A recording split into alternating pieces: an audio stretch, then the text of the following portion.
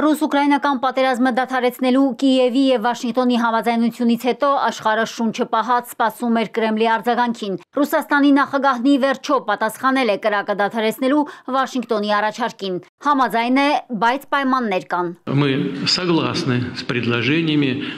прекратить боевые действия. Մենք համաձայն ենք ռազմական գործողությունները դադարեցնելու առաջարկին, սակայն հրադադարը պետք է հանգեցնի երկարաժամկետ խաղաղության ու վերացնի ճգնաժամի նախնական պատճառը։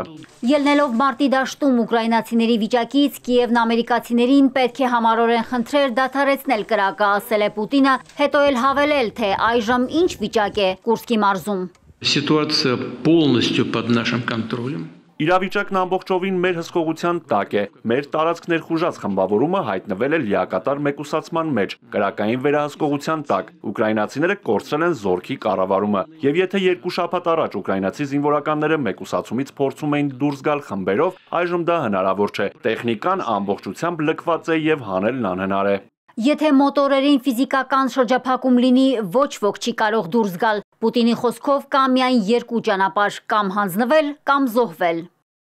И в этих условиях, мне кажется, для Այս իրավիճակում ուկրաինական կողմի համար լավ կլիներ հրադադարի հասնել գոնե 30 օրով։ Մենք կողմ ենք, բայց կան նրբություններ։ Ինչ ենք անելու Կուրսկի մարզի այն հատվածի հետ։ Եթե մենք կրակը դադարեցնենք, նշանակում է այնտեղ գտնվողները պետք է դուրս գան առանց կռվի, մենք նրանց պետք է դուրս թողնենք, հաշվի չառնելով, որ նրանք զանգվածային հանցագործություններ են իրականացրել խաղաղ բնակչության դեմ։ Ռուսաստանի համար անհասկանալի է, ինչպես են լուծվելու մյուս հարցերը, ինչպես է Ուկրաինան օգտագործելու զինադադարի 30 օրը, զինվելու է, հարկադիր զորակոչը շարունակվելու է, ով է որոշելու, թե որ կողմն է խախտել 2000 կիլոմետր ձգվող շփման գծի հրադադարը, ինչպես Զելենսկին, Պուտինը երաշխիքներ է ուզում։ Սրանք հարցեր են, որոնք պետք է ուսումնասիրվեն ու քննարկվեն ամերիկյան կողմի, հավանաբար նաև Թրամփի հետ։ Սպիտակ տան ղեկավարին շնորհակալ է ոչ միայն Ուկրաինայի նախագահը, այլև Պուտինը հակամարտության կարգավորմանն այսքան ուշադրություն դարձնելու համար։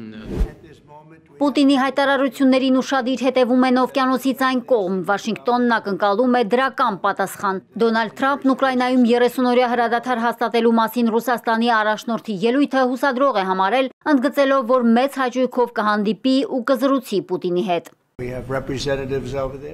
Մենք ներկայացուցիչներ ունենք Ռուսաստանում, Սթիվ Ուիթքոֆն ու մյուսները։ Շատ լուրջ քննարկումներ են եղել, ինչպես գիտեք, Ուկրաինան համաձայնել է հրադադարին։ Հուսով ենք, ռուսները կհամաձայնեն։ Շաբաթական հազարավոր երիտասարդներ են զոհվում, հիմնականում ուկրաինացիներ։ Մենք պետք է կանգնեցնենք պատերազմը։ Մոսկվա գործուղված հատուկ բանագնաց Սթիվ Ուիթքոֆը Սպիտակ տանը տեղեկացրել է ռուս պաշտոնյաների հետ բանակցությունների ընթացքի մասին։ Ամերիկյան կողմն իրավիճակը գնահատելուց հետո կորոշի քայլերի հաջորդականությունը։ Միացյալ Նահանգների նախագահի խորհրդականին խոսքով Վաշինգտոնը զգուշավոր լավատես է։ Մայք Ուոլցն ասել է, որ Միացյալ Նահանգները հասկանում է, որ Ռուսաստանն ու Ուկրաինան որոշ պահանջներ կունենան հակամարտության կարգավորման գործընթացում, սակայն պետք է նաև պատրաստ լինեն փոխզիջումների հարցում։ Պուտինի հայտարարությունը Վաշինգտոնի համար հուսադրող է, իսկ Կիևի համար հրադադարի հաստատման գլխավոր խոչընդոտ։ Զելենսկին Մոսկվային մեղադրել է խաղաղության համաձայնագրի կնքումը հնարավորինս ձգձգելու եւ պատերազմը շարունակելու ցանկության համար,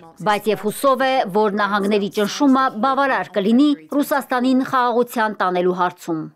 Մարիկ Օստանյան, Էպիկենտրոն։